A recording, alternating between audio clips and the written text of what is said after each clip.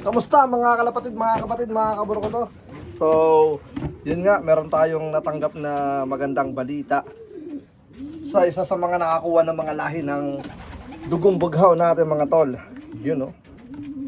So, may nakakuha sa atin na 2021 or 2022. I think around 2021. May nakakuha sa atin na isang solid supporter natin mula noon hanggang ngayon na full sibling ng ating dugong bughaw, full sibling nila 07 tsaka nila Kobe. So, last year, di ko alam kung, last year na breed, tapos etong month lang sila na-raise kasi dun sa California is iniiwasan nila yung mga one of race doon. So, sila, parang late hatch sila, kaya yung mga ibon doon is medyo may edad na ng konti. Alright, so good news dahil 350 miles sa club nila first place, tapos sa combine is pang 5th place. So napakaganda at gandang balita para sa akin yung kasi bihira kasi yung mga nakakakuha sa atin na nagbibigay ng update. Kaya itong kaburo ko to natin kay Doo Campo, maraming salamat sa kala ko may nagsasabong na dalawang pulang ibon. Ito, tingnan na. Ay, wala na. Ayun, nagsasabong. Sa hindi ko nakukuhanan. Oh, never mind. Ayun, boom. Boom, kaaway nila. Ito. Yan. Yung kalaban niya, lumipad na. Ay, ayun yung kalaban niya. Ito, yun. Ay, bumalik. Ayun. Never mind. So, ngayon ang ginagawa natin is tayo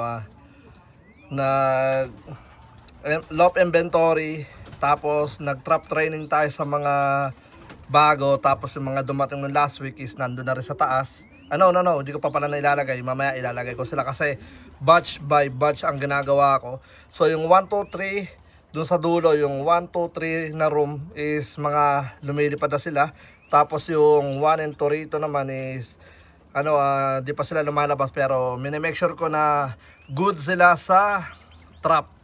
Kasi kapag tinawag ko, gusto ko papasok sila, hindi yung mga pasaway. But di naman talaga natin maiwasan yan sa unang pagpapakawala. May mga young bird talagang pasaway all day, all night. Ayaw pumasok, kaya natural lang. Kumbaga sa unang pagpapakawala is nagugulantang sila. Alright, so tara, let's go. Ito kasama ko ang aking alagang tagapagbantay. So, kilalanin nyo muna. Come on, Dimple. Come on. Hey, here. Yan, tayo tumingin sa camera. Say hi, smile. Smile, no? Alright, so ito ay 2 taon na. Yan. Kapaka, na ito? Amo. Yan. Si Bruno, wala na. Nasa may-ari na. Si Bruno is napaka-solid yun na alaga.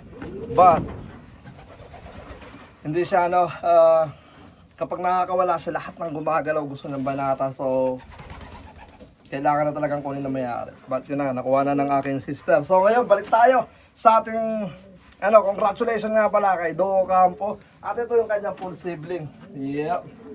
Alright. So, medyo baksak ng konti yung katawan kasi nagbe-breed. Ayan. Ito si 07. Ang pinaka-kauna-unahan nating first place. Yan, dito sa kampo. Like 2020. Ito yung pinaka-kauna-unahan. Yep. Ano yan? Hangin. Yep, ito yung kauna-unahan. At yung nestmate niya is si Kobe. Nasaan si Kobe? Yan. Nestmate niya. Ay, si Kobe. Ay, naglilimlim. Naglilimlim si Kobe. Pagka naglilimlim kasi bihira ko, binubulabog eh. Sige, kunin na natin para makita nyo. Excuse me, 22. Excuse me muna, 22. Yo, malapit na mabisa. Alright, so ito si Kobe. Isa sa mga producer natin. Yan. Dahil mga anak na ito naglabas ng winner, grabe. Yung anak na ito, nanalo sa One Loop Race. Tapos yung anak niya, naglabas din ng money winner. Tapos yung anak nun is naglabas ng money winner. Grabe. Napaka-solid. Kobe 22. Yan. Napakalupit na kasi ano sila, hindi ko na sila pinag-iwalay. But this year, inaano ko sila, i-early breeding ko. Yan. Kasi kailangan na dahil kita nyo naman, yung tatay niya nandun. Yung nanay niya sumalangit na. Grabe. So, hopefully, magtagal pa sa atin to. Napabayaan ko kasi. Yun ang ano ko. Simula nung nag-focus tayo sa One Loop Race, di ako masyado nakataon dito sa mga mismong ano natin, tawag dito, mismong mga warriors. But this year, tututukan na natin sila. Since last year, pero nung simula nung namatayan ako, yun, namatay din yung anak na ito, naglabas ng money winner. Kasi ano, kung naalala nyo, yung nakalagay rito is ano yan, yung ginawa kong ano, ganito, turo ko muna sa inyo. Alright, so yung ganyan, yan. Alright, so balik tayo ulit. So yun, yun nga, bali meron tayong 6 dyan. Ang problema nun, yung dropping nila, hindi ko masyadong naayos na nalalabas. So napabayaan ko. Grabe. Basta napabayaan ko.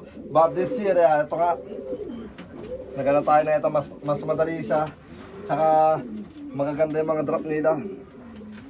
Pwedeng kainin. Alright, so yun nga. Flex ko lang ulit kasi nga ano, tag dito. Sa totoo lang kaya ako tinamad. Dahil kada nagpapadala ako ng mga warriors. Hindi ko alam kung nagkakataon lang na yun nga, yung box nabubutas. Hindi ko alam kung bakit. Gusto nyo makita. Sige, pasok ko na rito. Ito yung box. Pack. Yan. Kung mapapansin nyo, yung butas na butas. So, di ko alam. Sabi, nakawala daw yung ibon. But, yun na yun. Alright, balik tayo. So, ito si Kobe. Yan. Ganda ng mga nilalabas, boy, hanggang ngayon. Dito. Hanggang ngayon. So, ito yung anak ni Kobe. Pakita ko sa inyo. Yan. Ito yung anak ni Kobe 22.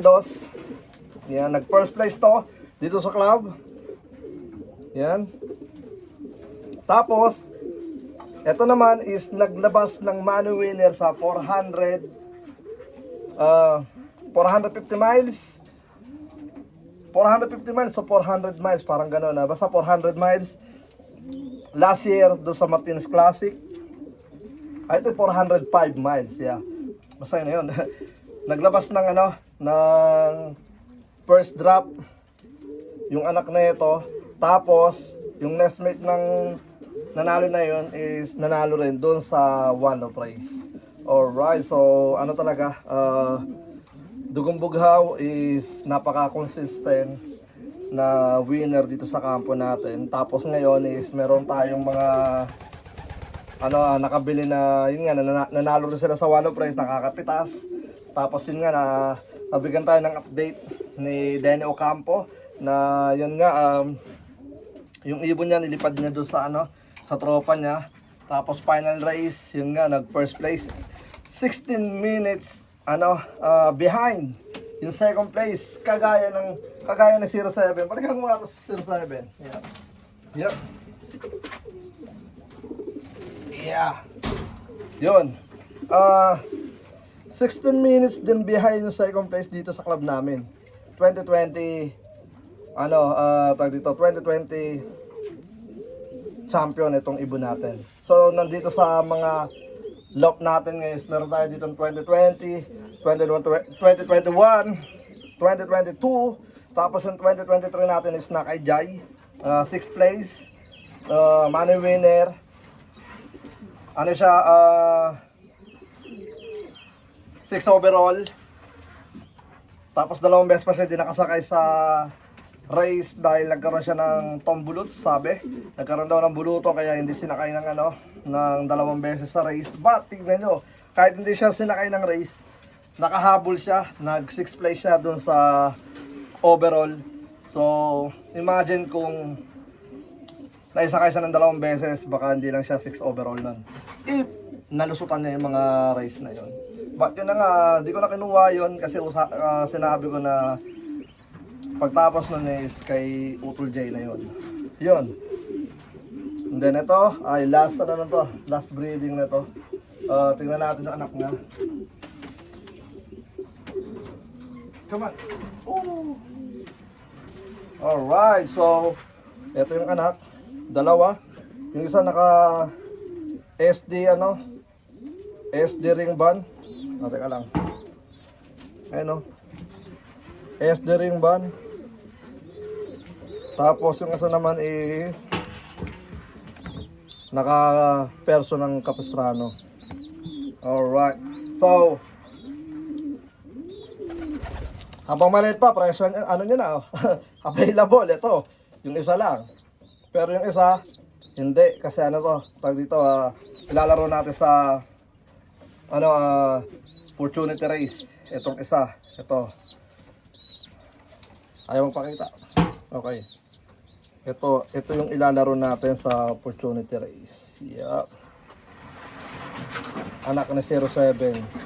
Ayan.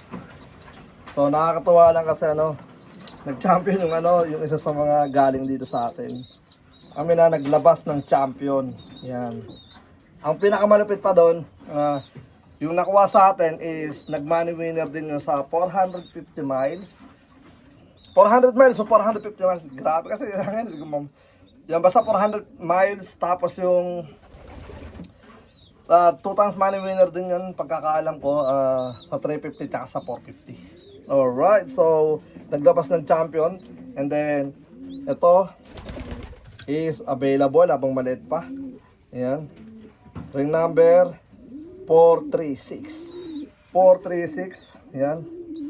So, bibenta ko lang to ng $200. Ayan, plus shipping. Alam nyo na 200. But, kapag ito lumaki na, is magiging 300 na to. So, habang maliit pa, habang pinapalaki pa, bayaran nyo na. Para kapag ka ready to ship, isi-ship ko na. Pero kung ito nawalay ko na, tapos dumadapo na sa perch, magiging presyo nito is 300. Yan. Napakamura ko lang magbenta. Pero pag galing sa galing na sa One of Price is 500. Ang benta ko doon kasi parang libre na yung libre na yung ibon. Bakit? Kasi binayaran ko na yung shipping, perch fee, activation, tapos perch fee pabalik, plus pooling pa. Di ba? Di ba? So, basically, binalik mo na sa akin yung gastos ko, talo pa nga. Kasi perch fee, sometimes 150, 100. Tapos yung activation, sometimes 300 to 350. So, depende sa mga one price na sinasalihan ko. So, mostly, wala na rito yung mga yung mga galing sa one price, lalo na last year. So, ngayon, ito, once again, malay mo, di ba? 436, yan, 200. Yan, 200. Ang gagawin mo lang dito is stock. Tapos, huwag mo na i-raise. Stock para sa breeding. Yan. Tugong bugaw. Alright. Tapos ang kapares niyan, ang kapares niyan is malupit din. Alright. And then, may mga available tayo rito in the future. In the future. Ito mga nagbibreed pa rin tayo kasi. Yan, nagbibreed pa rin tayo mga tol. Dito tayo. Ito. Itong dalawan to. Ito si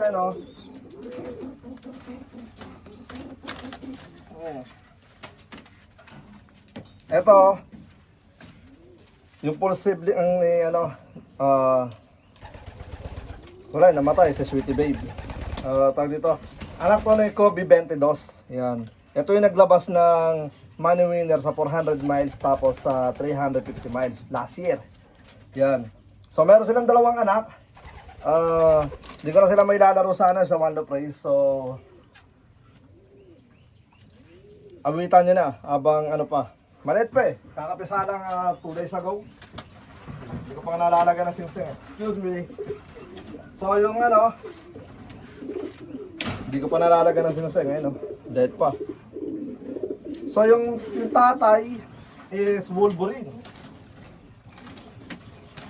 Putang ina. Grabe, napaka-solid. Yung tatay na ito, ay ito, Wolverine to, grabe, napakagandang ano. Napakagandang i-cross sa mga warriors natin, kaya kinaros ko. First breeding, ginawa ko kasi itong yaya 2022, 2023, 2024, pinarit ko sa 2025 na. Yan, nagbigay naman ng winner. Kaya ko to ginawang yaya kasi mga panahon na yun that days, mga bata pa yung mga pang one loop race talaga natin. So, hindi kasi ako basta-basta nagsasample ng mga ibon. Hindi porket may papel, ano na kagad ako, tag dito, humahanga. Hindi, syempre, hindi biro yung pagsali sa one loop race, kaya ginagawa ko is, doon muna ako sa mga nagmamani winner natin. Tapos nung kailangan ko na mag-try, yun, nag-try na ako. Ito, si Wolverine, napasok ako ng Wolverine. Soon, magkakaroon tayo ng mga ano, tag dito, susubukan na Forge 911, mga best keytail, yan. Kasi this year na to, di ko sila pinakailaman. Kasi gusto namin malaman ng mismong may-ari nun na yung performance dun sa mga sinalihan. And then, next season, doon na ako magde-decide at magre-request sa utol natin na kung pwede ba natin subukan sa mga lahin ng mga nagmamani winner natin na i-cross. Baka mas solid or mas maganda pa yung ipakita. Pero syempre, tingnan natin etong taon na to kung ano yung mga ipapakita ng mga breeder niya mismo. Alright, so ito yung atin. Yan. And then, pinapahaba ko na eh. Kasi ano minsan lang ako mag-vlog. Sa totoo lang, sobrang tinatamad ako mag-vlog dahil sobrang busy ko doon. Paano ba ako nagiging busy doon? Napakasimple lang mga tol. Pagkagising, kinukuha ko lahat ng tubig, labas lahat yon. Tapos, titignan ko lahat ng mga ibon, minimake sure ko na okay lahat, walang kinikilabutan. Yung kinikilabutan yung nakaganon. Pag may nakita kasi ako ginagawa, nire-report ko kagad sa breeder mismo. Yan. Para meron siyang chance na mapalitan yung ibon niyang nanghihina. Kasi di maiwasan yan eh. Una sa lahat, pinakabata. Sasama mo sa mga siga. Batok-batok lang yan, di ba? Sabi niya, kakain ako. Hindi, joke lang. But yun ang, yun yung mga nangyayari. And then, labas ng mga tubigan, ready na mga pagkain. Lalabas ko yung mga lumilipad na. Sila yung una kong ilalagay sa, sa 360. Kumbaga rotation eh. Rotation. Nailabas na, sarado pinto. Yung kabila naman palalabasin. Yung mga hindi pa marunong, pasaway. Nakikipagabulan sa akin, syempre. Hindi pa nila alam yung mga ginagawa nila. But yeah, ganun lang yung mga ginagawa natin. Parang rotation lang siya hanggang sa masanay sila. Tapos lagay sa trapdoor sa taas. So meron pa akong iniisip na bago na naman. Meron tayong naiisip eh. Kailangan ko makaisip ng easy way na madadala ko sila sa taas. Yun lang. And then, congratulations nga pala sa Capistrano Classic Wall of Praise. Patuloy tayo tumataas, lumalawak, at dumadami yung mga supporter dito sa atin. But yun na nga, pagdasal nyo one day, maybe soon or whatever, makakuha tayo na mas magandang place. But this, right now, kung ano lang meron tayo, doon muna tayo. Huwag natin ipilit yung mga dapat na hindi naman talaga dapat ipinipilit. Kumbaga, relax, sit back, and follow the flow, just like that. But syempre, sa mga nagtatanong at may mga nagsasabi sa akin, isa rin yan sa mga hangad ko na magkaroon ng ganong kalawak. Pero syempre, ayoko magmadali kasi kapag ka nagmadali ako, baka magkamali ako ng tapak at malaglag ako sa ilalim at di ako makabangon. Kaya lang makata. But yun na nga, slowly but surely at least umakabante. Ika nga ng sabi ng mga ng krusada. Di ba?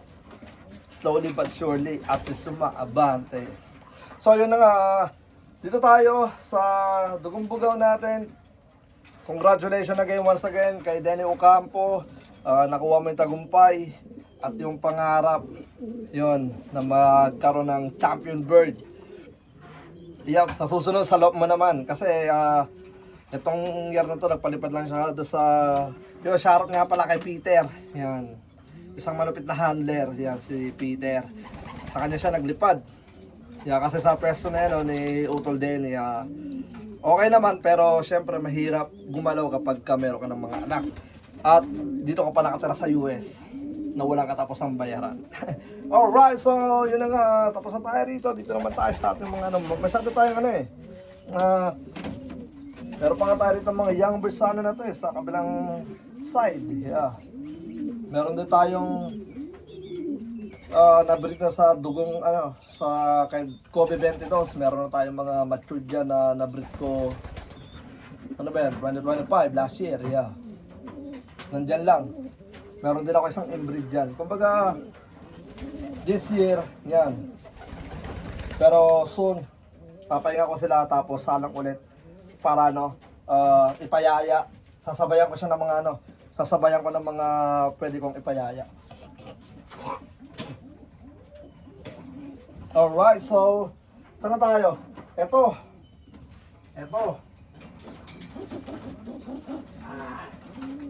Teka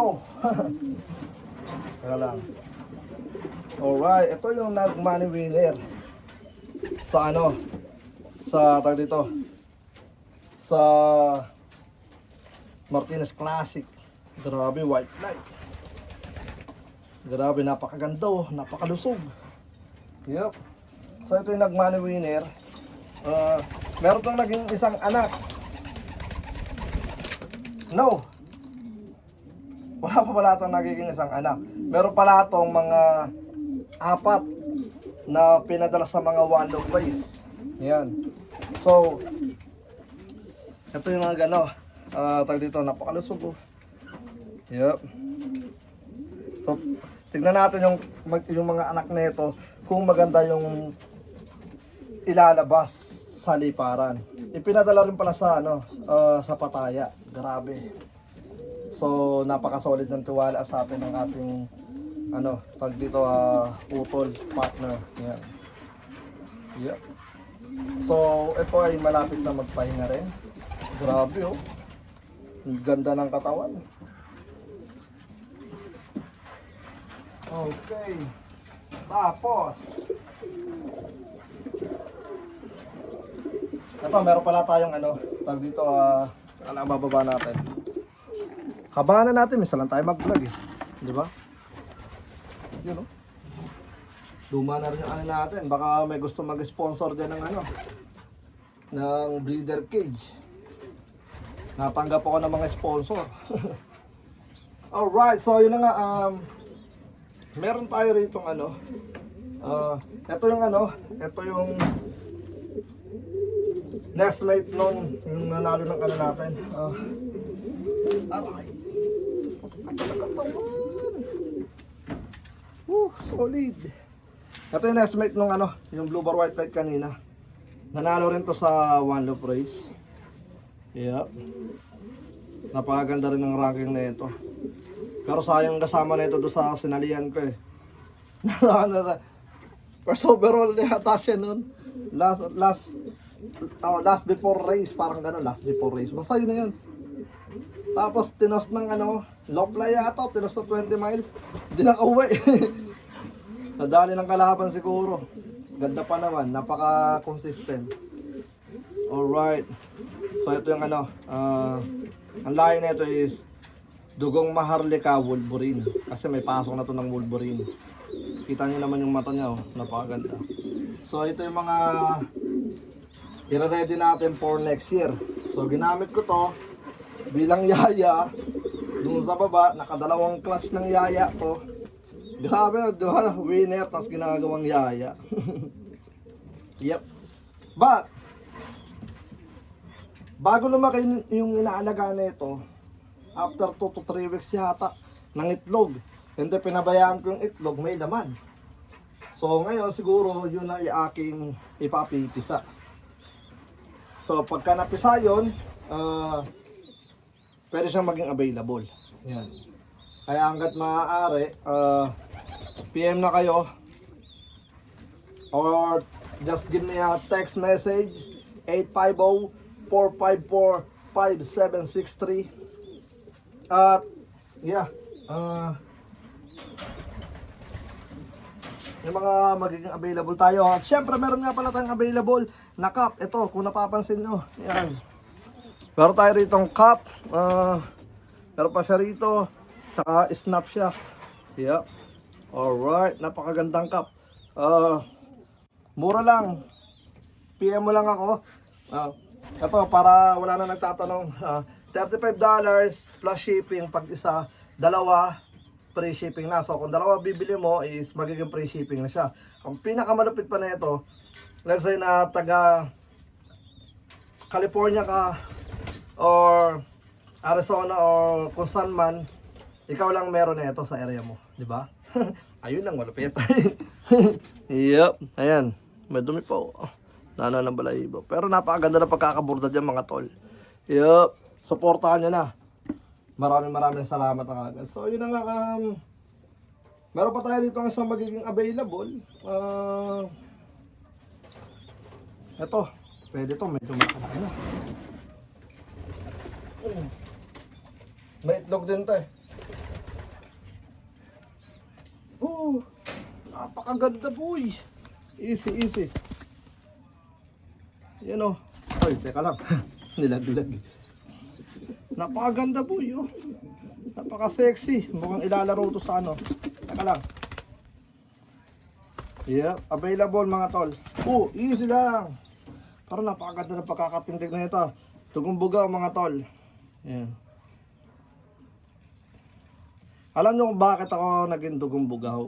Kasi ganito yan, kaya ako naisip na dugong bugaw. Una sa lahat, simula tayo sa mga hindi pa nakakaalam ng ano natin history. Ito lang, trivia lang. Start tayo ng 2019. Ganda na ito talaga oh. Nailap mo ako 2019. Tapos, vlog. And then, taka lang kasi. Yan, vlog, tapos nagaganda talaga ako. Tapos hanggang sa nakarating tayo sa Tampa, nakakuha tayo ng mga ibon doon, nakakuha tayo kay Noy Pilop, yan. And then, training, hanggang sa natuklasan ko na may mga bloodline pala itong mga ibon na to. Yan. Tapos may nakausap ako, nag-mentor sa akin. Yun na nga, pangalan lang pala ng mga last name ng mga ibon nila, ng mga apelyido nila, yun, tulad ng Jansen Brothers, last name lang din yon. Mona Lisa, pinangalan lang din. Na yun nga, syempre dahil may kasikatan, kumalat yung mga pangalan na yon. Hanggang sa, stage, mga ganyan. Ay, ang taas ang ginatanong mo ba di? Ba't parang ganda talaga na ito. Yun So, dugong bugaw kasi nung nagka-young bird ako, at saka Filipino pride, dapat nga Capistrano bloodline. But sabi ko, hindi pa pwede dahil lock name na yung namin eh. So, ginawa ko ang ginawa ko is, nung nakita ko yung pagka-itim ng natin, ng mga young bird natin, sobrang napaka-itim. Tapos Filipino pa tayo, Filipino proud pa tayo. Kumbaga syempre, may ikaw sa mga pagka-usapang Pilipino talaga, talaga ako solid sa pagka-Pilipino kasi nga Pinoy tayo. Balik ko na nga po, kulit-kulit. Iyan, dugong bughaw ang pinangalan ko kasi proud to be Filipino. Mapapansin nyo naman, mga ginagawa kong product ko, yung mga merge ko is mga about sa Pinoy. Yan, 3 Star in the Sun, Filipino. Tapos yung sa Maharlika. Kasi ang Maharlika is pangalan talaga ng Pilipinas yan before. Kaya yun, inano ko talaga Maharlika. Basta yun na yun. Masyado na tayo mahaba. And then, yeah, just let me know kung may mga gustong kumuha at mag-order at or magpa-breed. Papa-breed. Pero di na kagaya dati na bibreed ako tapos hindi pala ako kukunin. So, kailangan pag nagpa-breed ako, tag dito, bayad ka muna ng kalahati para kung sakali magbago ang isip mo is mababaliwala yung pinaano mo sa akin, pinatago mo. Kumbaga, mawawala ng yung visa. Hindi mo na siya pwedeng i-refund. Kasi una sa lahat, binirid ko ng walang dahilan. May dahilan. Binirid ko para bilhin mo. Ay, hindi mo binili. So, yung magiging ko na yun. Basta yun na yun. Alam mo na yun. But yun na nga, hanggang dito na lang muna. Maraming salamat sa lahat ng mga patuloy na sumusuporta sa Capistrano Classic at sa merge ko, sa Cap. Yan, order ka na, baka maubusan ka, meron pa tayo ilang piraso doon. Tapos, meron pa tayong mga shirt na parating. Yan, pinaplano ko pa lang. Hindi pa siya parating. On process. Medyo nagiging maarte kasi ako sa design ngayon. Kasi gusto ko pagka gumawa ng design is napakaganda ng kakalabasan. Mga ganun, pwedeng simple lang pero depende basta gusto ko kakaiba. But yun na nga, hanggang dito na lang. And once again, congratulations nga pala. Champion bird, champion, grabe, napaka-solid. First place, 350 miles. Tapos, sa combine, 5th place, grabe, napaka-solid mo tol. Napaka-angas ng ibon mo. And then, yun na nga, peace out na muna. Let's go.